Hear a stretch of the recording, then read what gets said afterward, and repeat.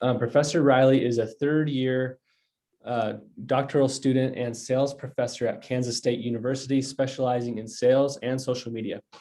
Prior to entering academia, Professor Riley was an award-winning entrepreneur and corporate marketing consultant. Outside of her research studying the integration of sales and technology, Professor Riley loves teaching and finding innovative ways to engage students. Awesome. Well, without further ado, I'll let you take away the stage, Jen. And yeah, for just everyone here in the audience, go ahead and put any questions that you have in the chat. And Jen can either answer them, or we're going to have a 15-minute Q&A at the end. So don't worry, we're going to make sure to answer all of your questions with Jen. Yep. Hey, everybody. Super happy to be here. Thank you to Stu Kent for giving me this platform to talk about something that I'm really passionate about. So without further delay, let's jump into it.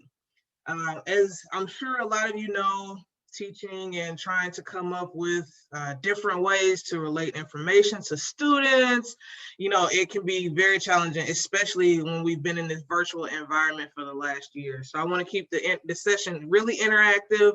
We'll talk about some things, and you can pop your questions or responses to my prompts in the chat. So 3 things that I had to consider, or that I always consider, especially when in the virtual environment, is how do I create engaging lessons that students will care about and that will translate to their life after they finish my class or they finish college. So the first thing, and pop in the chat, let me know, are these challenges that you face, are these things that you think about when you're creating your classes as well? What do employers really want students to know? At the end of the day, we give them a bunch of information as they matriculate through our universities and colleges. They're learning different things. How much of that are they going to take to the workforce? How can we make sure that these things are really sticky? What do employers want students to know? One thing that I found was soft skills. And I was like, wow, man, how do you teach that?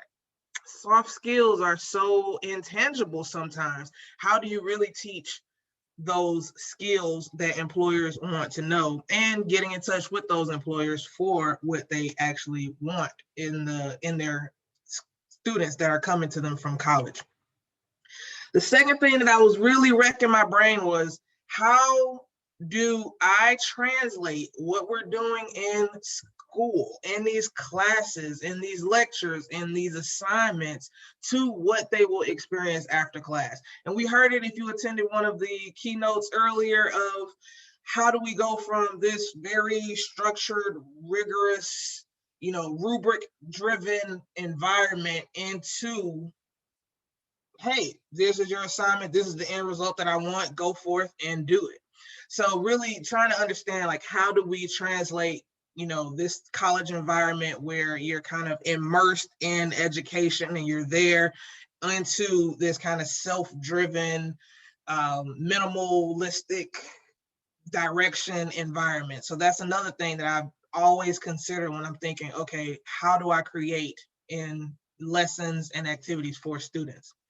The third thing is, how do I really teach them the intangibles, right? We heard earlier in the sales presentation, like, there are so many aspects and elements that people will often think like, well, that can't be taught.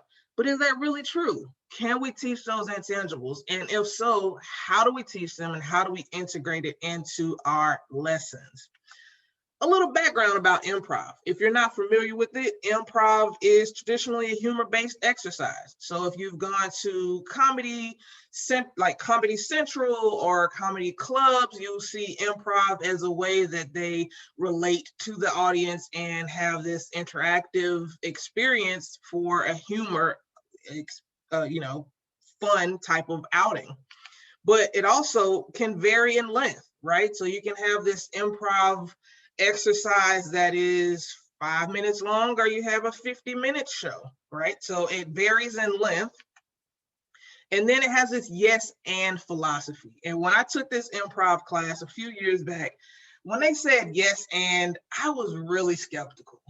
I was like, what am I agreeing to? You know, there's a lot of ambiguity there. We talked about ambiguity in one of the keynotes earlier. I was very unsure, but basically, yes, and is the philosophy that is ingrained in all of improv. So you are in a situation, you're in a scene with somebody, and the rule is yes, and. Whatever they put out there, whatever they give you, you take that and you run with it. There are no no's in improv, which sounds frightening beyond measure, but it's really good for you to be able to think on your feet and to take what you are given and run with it. And then, of course, I was looking for something that was a virtual friendly activity, right? I didn't want to be on the other side of the computer just talking to students. I wanted to get them involved and interacting with me so that I could know, okay, the probability of my lessons sticking is increased, okay? So why improv exercises for students in classes? They teach good listening skills. Active listening is so important. So many times students will multitask. They might be looking at television or Netflix. I've seen students in my lectures playing video games. You know, you see the controller there. I've seen them texting, the whole 9 yards, but active listening is something that is so critical and so important that we instill in our students. I thought improv was a great way to do that. Networking. As a student, I was told all the time, network, network, network, but I didn't really know what that meant. I didn't know how to do it.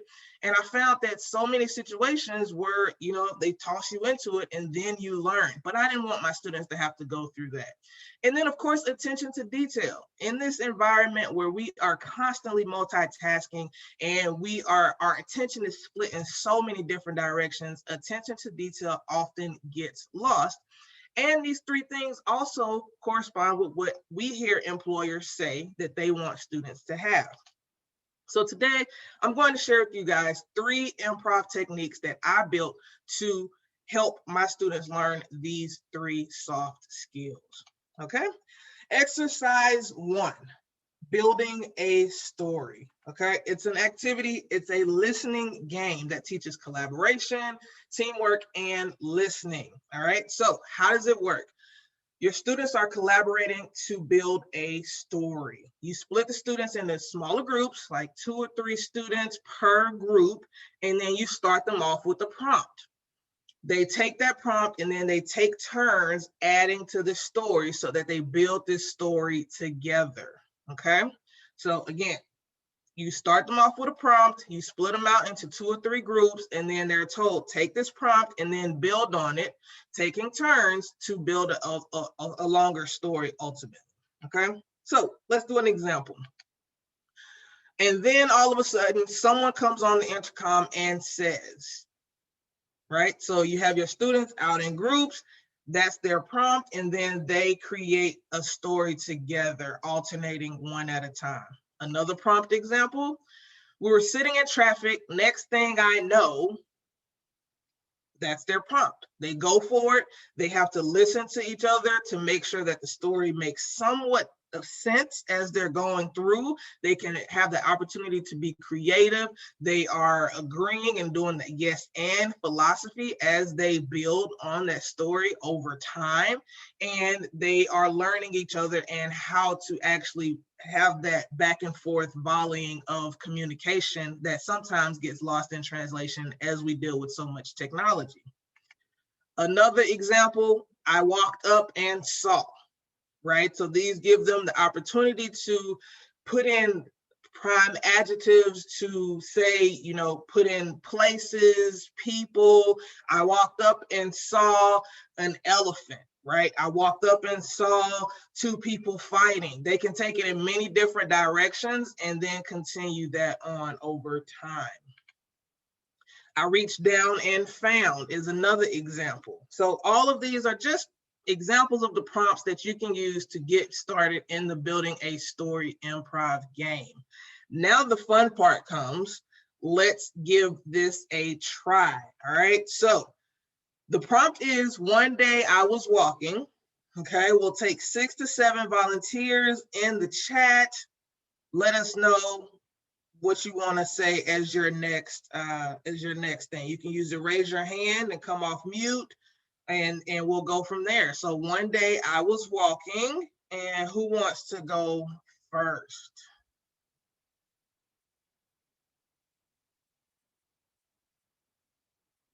Anybody? All right, Dana, one day I was walking. You can come off mute.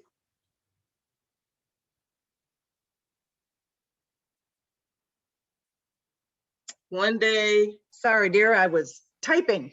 Oh, no problem. Yep, you can come off mute. I want it to be interactive, live. So we'll go to Dana, and then we'll go over to Adam next. Okay, one day I was walking and I came across a cat in a tree. All right. One day Dana was walking and she came across a cat in the tree. And then we had Adam pop in the chat. Adam, what happened after the cat was in the tree?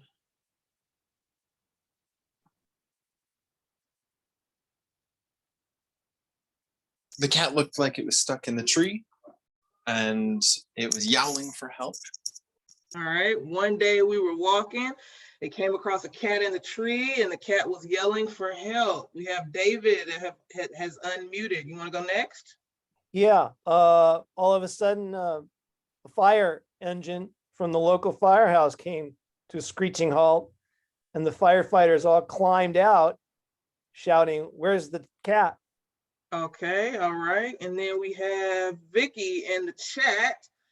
So one day we were walking, we came across a cat in a tree and it was yelling for help. Then the fire department came and we're all, equipped up and ready, jumped out and said, "Where's the cat?" Vicky, what's next? And the cat turned out to be a cougar. The cat turned out to be a cougar. Oh snap, we have taken a turn. Okay, we have Edward has unmuted. What we have next, Edward? The cat turns out to be a cougar. But we realized it only spoke Albanian. Oh, an Albanian cougar. Okay, all right. We have Julian in the chat, or in the with a raised hand. What's next, Julian? Luckily, one of the firefighters spoke Albanian, but couldn't quite hear the cougar, so had to get a little closer. Okay, so we have a cat in a tree. The fire department is there. The cat is Albanian, and one of the firefighters can speak Albanian and got a little bit closer. Who's next?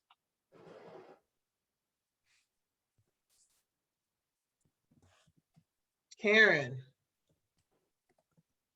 And although he could speak Albanian, as he got closer, he noticed the cougar had a baby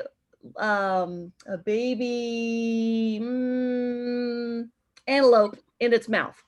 Okay, all right, a baby antelope in its mouth. So maybe it wasn't speaking fluent Albanian because it has something in its mouth. I like it. Okay, this is taking some interesting turns. Who wants to go next? We'll take a couple more. I'm excited to see how this ends.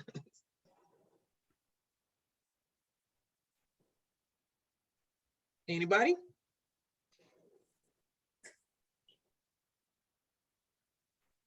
The cougar released the antelope and said, "Sorry, my mouth was full." What did you say? Awesome. All right. So this is an example of building a story. As you see, you can get creative with it. It can run longer or shorter. So you can do another prompt if things are kind of dying down. So let's talk about some best practices here. Make sure you have a pretty general prompt to start off with, right? So you want to allow students the space for them to be creative, for them to work together. It obviously ends up building humor because it's multiple people with multiple vantage points coming up with a story. All right, give them enough time so they can build some exchanges. a lot of times it's kind of slow to start with students. They don't really want to jump in. They don't really know. So I would suggest making this at least a 5-minute exercise. Okay, so at least 5 minutes, depending on how many students you have per group. You want to make sure everybody gets involved. You could do it with a little bit more students than 2 or 3. But definitely make sure that you give them at least 5 minutes. And then, of course, if things kind of slow down, you can throw that curveball and introduce a different prompt to keep things going. All right. At the end, have a debrief.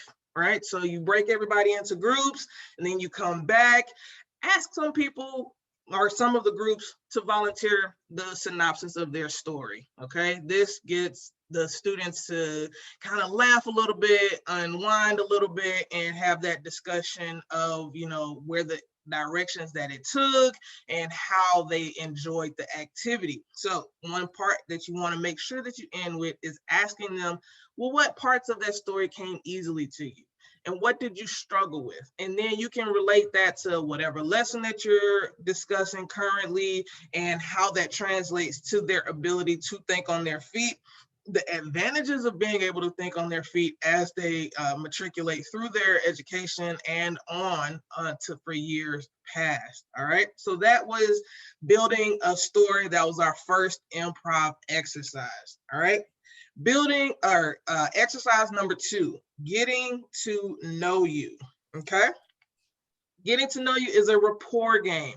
One thing that I struggle with is trying to teach students how to network. I tell them all the time when we cover our LinkedIn module, do not just post about a job or wanting a job or needing a job all the time. You wouldn't want to talk to somebody if they only talk to you about how you never talk to them all the time. So this game teaches active listening, asking questions, and overcoming awkward silences.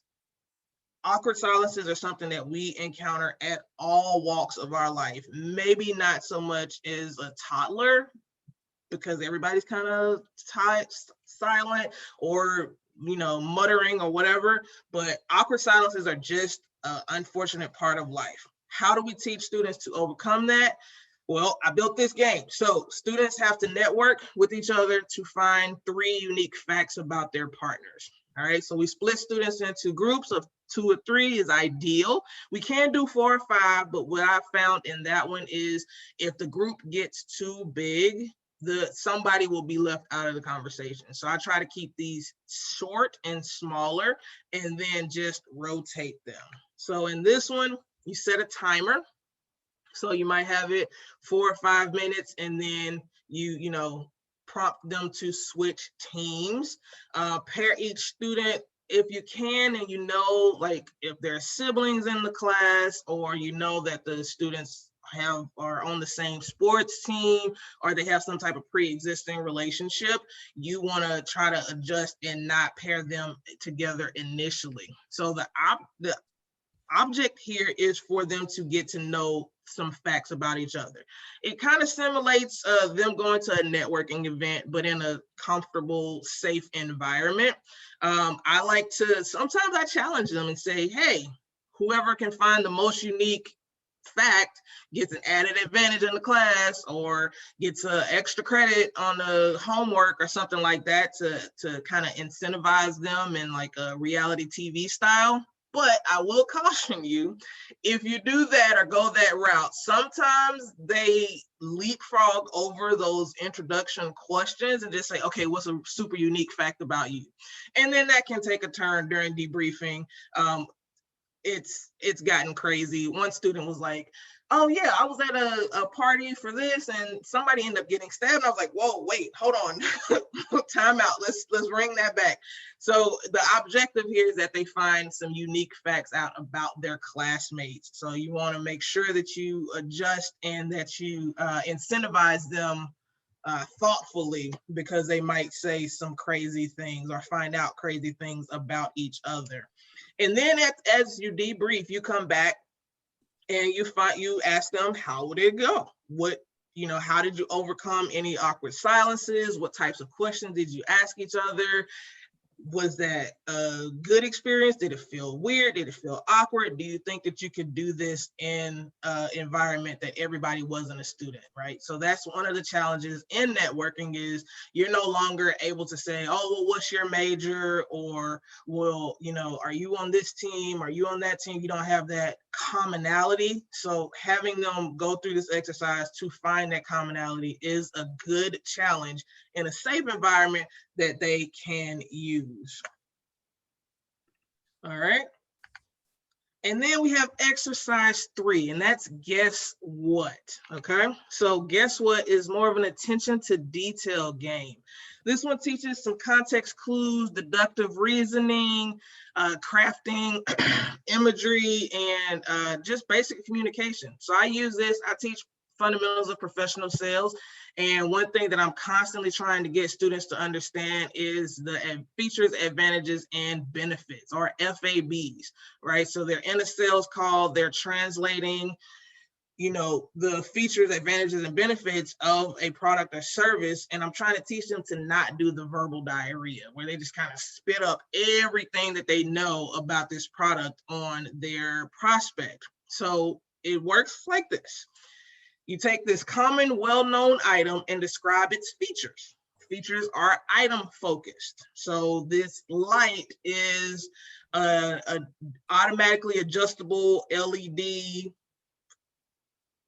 energy renewable source that will automatically turn on, it automatically adjusts, and that offers these benefits or user-focused elements, right? So if you have this automatically adjusting light, you never have to worry about it. You don't have to turn it on. It automatically does these things, making your life easier. So you can come in from the car with all the groceries and it will automatically turn on. So you're never entering in an empty house. Right? So we have the features that are item focused and the benefits that are user focused. And this is a way that we can translate those to students. And of course, as David put in the chat, all of these things can be related to your individual course content. So the partner has to guess what item they are then describing. Okay, so we split the students up into smaller groups, and I suggest giving them an example. What does an example look like, you might wonder? Let's go through them. This item is used, and you guys can guess in the chat what this is.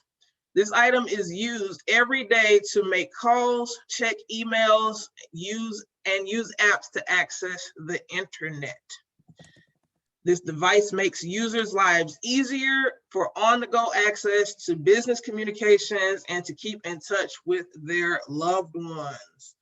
And we see in the chat, it is a smartphone. Good job, everybody. So this is a common everyday item. You describe it with the features, right? Makes calls, checks emails, and has apps. That's not necessarily relating to how we're going to use it, or I like the background soundtrack. Thank you very much. I appreciate that. But the benefits, right, that are user focused is how it integrates into our lives. So this really helps students with being able to connect that aspect and that concept for using the FABs down the line and other activities that we have coming. All right. One more example. Feel free to pop it in the chat when you figure out what it is. This item is used in the kitchen to fry foods oil-free or with minimal oil very quickly, and is a healthy alternative to deep frying. It allows you to prepare food while multitasking to handle other things around the house or kitchen as needed. And everybody in the chat nailed it. This is an air fryer. Subtle plug for air fryers. Absolutely love mine. Pop something in there, kind of set it and forget it, and then, you know, however long later you have food. It's amazing. Can't promote air fryers enough. So love that. Next option. Our next example. This item allows for listening to music or other media outlets with privacy. Users can talk on the phone with those for a hand-free listening experience to multitask while they're talking to someone without forfeiting their privacy. Okay, earbuds, AirPods, earphones, Bluetooth, lots of different directions you can take in this, but it opens up that conversation and is a creative way to get students talking and kind of guessing with it. So let's give this one a try. I'm going to describe something. You guys can raise your hand or unmute when you think that you know what I'm describing. And then if you guess it, then you can describe it again and somebody else can unmute to guess what you are describing. All right. So first up, this item transports you across long distances in a super short amount of time. Users can relax and enjoy a nap, read a book, or listen to music during the time spent in this transportation device. Julian. A train? Ooh, that's super close.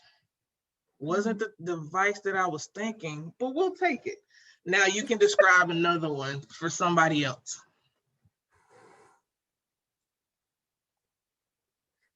This object is used to draw digitally on a device that has several different applications for creative and video editing.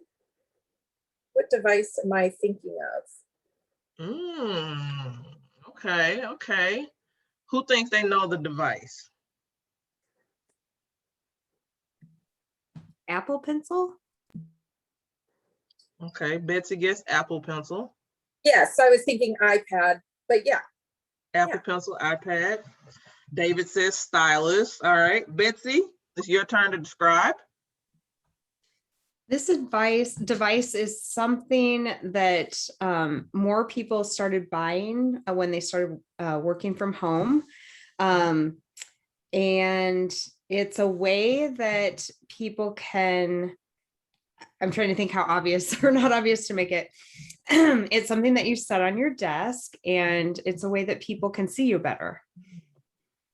Okay, I think I might know it. Okay. Yeah, someone said light, so I'm thinking one of those circle lights, halo lights, whatever Like they the are. ring lights. Okay. Ring light. All right. Yeah. All right. Let's see. We have Dana. You want to go next? Sure. I'm going to go with the audience here. This item is normally consumed on a weekend surrounded by friends and other adults. Could it be a 21 and up? It could be. Let's see. Jillian said, is that item beer? Beer, margaritas. Margaritas. Yeah, sure. I'm staring at all of the somebody. above. Yes, all of the above. Thank you. Nice. Alcoholic beverages for 300, Alex. Excellent. Eileen, you want to go next?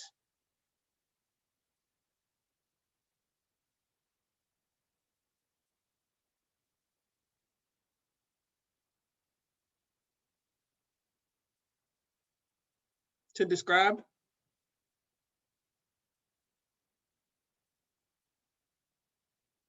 All right, let's go to David. Eileen, once you, if you come off mute, then we'll go to you after. Oh, in the doctor's office. Okay, you can type it in if you want. David, let's go. Okay, all right, let's see. This item is all about change. You point it in a direction where you want change to take place. You push a button and boom, everything's different. You can do that as many times as you want to. And it's really a pretty remarkable thing. Okay, all right. Yeah, we have some guesses. Is it a clicker or a TV remote? Explosives is good too, but it was a TV remote. Okay, TV remote. Okay, all right, that's a good one. I like it. I thought it was going to take a little longer. It was taking me a minute, and I'm sitting here using the clicker, and I was like, what on earth could that be? All right. Michael, you want to go next? Sure. Awesome. I'm going to go back to the other example. It's something that is consumed on a weekend while you are sitting around, usually a campfire, with other adults and children. And bingo, somebody in the chat already got it. Awesome. Didn't even have to mention the stick. Nice. Renee, I wished it was a magic wand. It made me think about Harry Potter world and pointing it at all the frames of stuff that would just start moving. All right, who wants to go next? We'll take a couple more.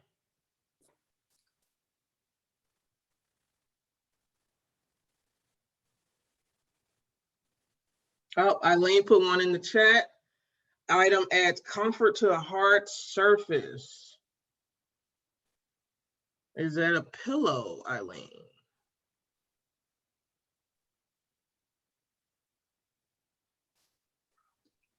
It's close. Okay. A butt donut? Is that it? Could very well be. Pillow, butt donut, adds comfort, a blanket, maybe? Like a comforter. All right. A cushion. Got it. Okay. Cushion. Good one. Awesome. Well, great job, everybody. Let's go through some best practices for this one. All right. So remind students of the concepts while you're going through the exercise, right? So if we were in class, I just, remind everybody every 4 minutes, maybe, depending on how long you're going to do it. You can always switch teams, right? So they get a different person, a different perspective, and say, don't forget, features are item focused, benefits are customer focused, right? So to make sure that they are getting that reinforcement of the activity and what we're really trying to teach them at the end of the day. You want to make sure this lasts at least 5 minutes as well. Give them time, especially if it's in larger groups, because you can do this one in larger groups, right? We have, how many people? We have 50 people on, so you don't want to do it that big. Usually you'll break it out smaller just to make sure that everybody gets involved. But then you should also let everybody know how you want to address non-guesses or incorrect guesses. So if one of the students can't come up with an answer, does the describing student get another turn, or does it automatically change off? Just to make sure that everybody's on the same page, so everybody gets that opportunity to describe and to guess, because that will help really enforce the concepts. All right. And of course, this can be used with any concept that you have. Like if you wanted to describe the 4 P's of marketing, for example, and then somebody would come up with a product, a service, or a company in their minds, and to translate for this activity to another concept. All right. So some key takeaways for using improv games and exercises in your classes. You can apply these games to any concept that you're teaching, right? So if you want to do the getting to know you game and you want to adjust that to have them discover 3 questions or answer 3 questions from exercise, and then you have them rotate around or talk about a book that you read to help supplemental text, you could do that, of course. You can always make the game go longer by changing the prompts or to reinvent the game. So if you want to integrate a game down the line further into the semester and you want to switch it up, you can always do that by changing the prompt. I like to stack them into one day sometimes, depending on what I'm teaching. So if I'm teaching role play activities, then we'll do a workshop day where we'll kind of do all of these to give them those fundamentals, and then we'll spread another game out later in the semester to help reinforce down the line. And then of course, shuffling teams, increasing and decreasing time is always a good thing to help adjust it based on what you need. It can be a 5-minute to 10-minute game at the end of the class that you want to kind of end on a high note, or you want to wake students up. You can do it in the middle of your lecture with concepts that are relative to what you're teaching that day. So we're on chapter 4, boom, in the middle of chapter 4, here's this game, wake them up, and then continue with the lecture. So lots of different ways, lots of different options, but these are just the ways that I've used them. But I found that improv games are really good at getting students interactive in the class, digitally or in person, because I've done them both ways, and really helps reinforce the concepts that you're discussing. So I'll take any questions now, and feel free to connect with me on LinkedIn as well.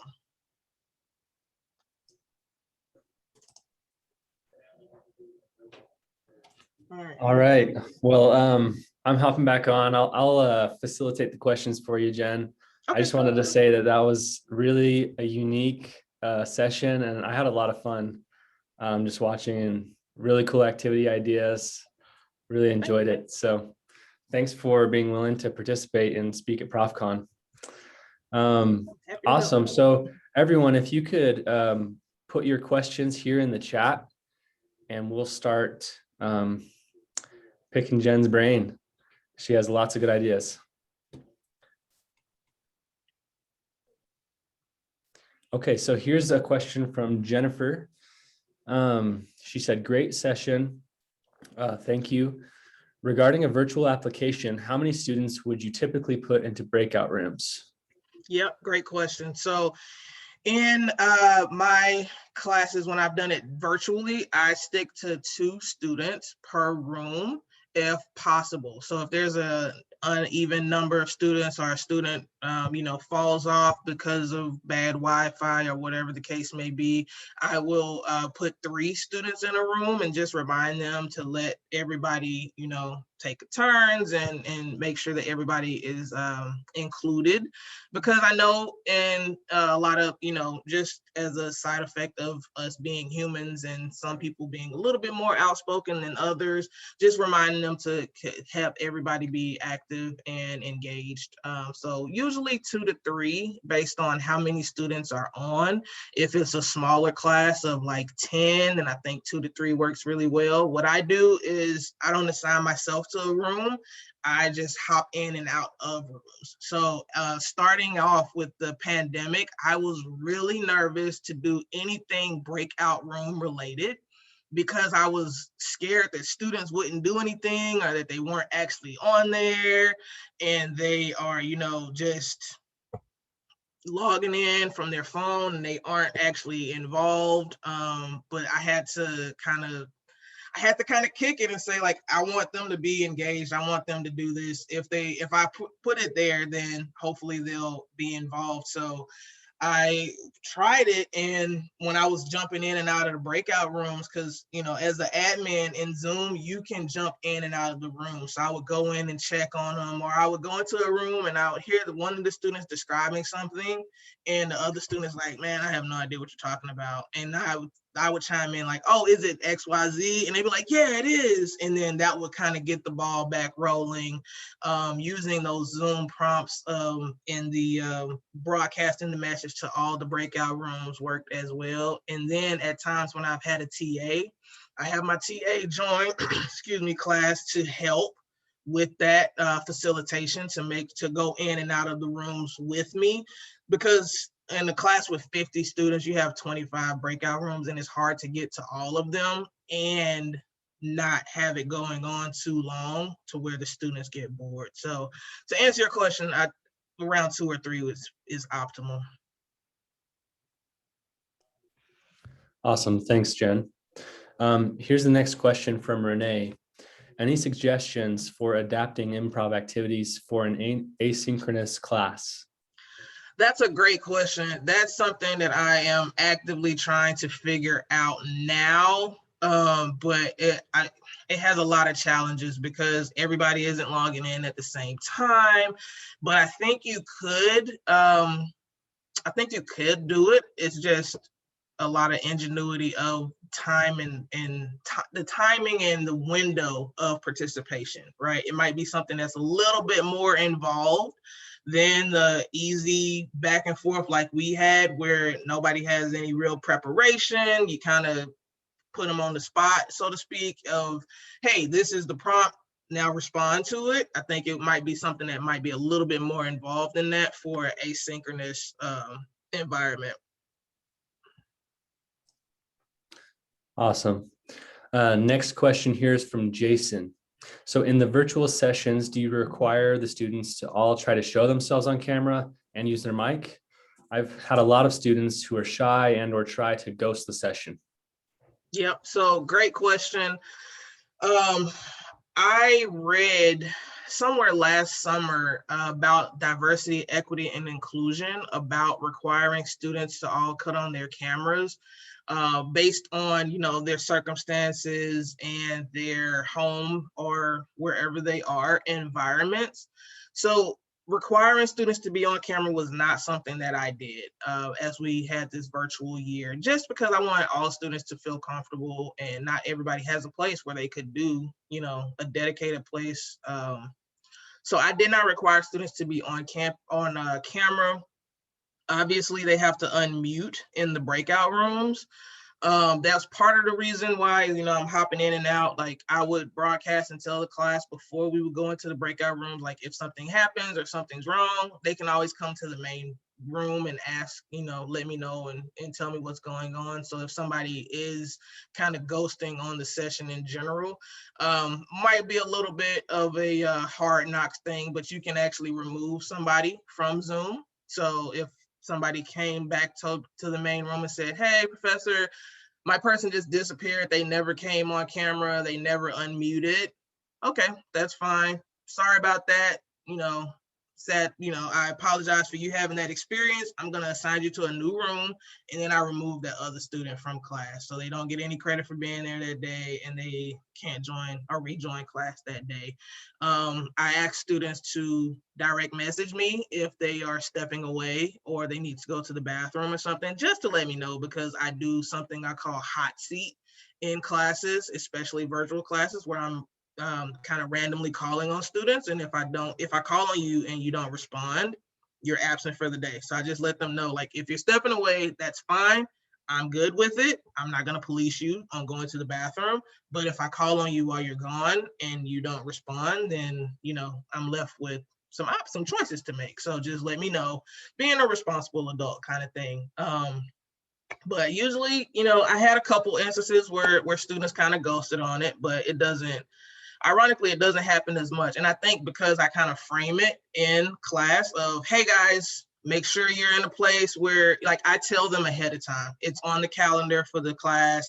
I tell them, like, if we do the game on Thursday, I tell them on Tuesday, like, make sure that you're, you know, joining from a computer or somewhere that you can talk, or come off mute or come off on camera on Thursday, because we're playing a game. And they're kind of like, wait, we're playing a game in class? Okay, cool. I'm going to be there. And they really enjoy it. Or a lot of my students gave me feedback that they liked the game because it allowed them to get that in-person touch with other students that they couldn't get because we were all virtual. So they really enjoyed it. And it was kind of hard reining them in at the end, like, all right, calm down. We're going to go to the next thing now. But I found that I was actually quite pleasantly surprised that most of the students they didn't ghost me or their other students. So it was a pleasant surprise. That's a really good answer, Jen. Your class sounds like really a fun one. I think it's important to just proactively set expectations and make sure that, you know, you set rules that are fair, and then just let them know in advance. Yeah, I love that.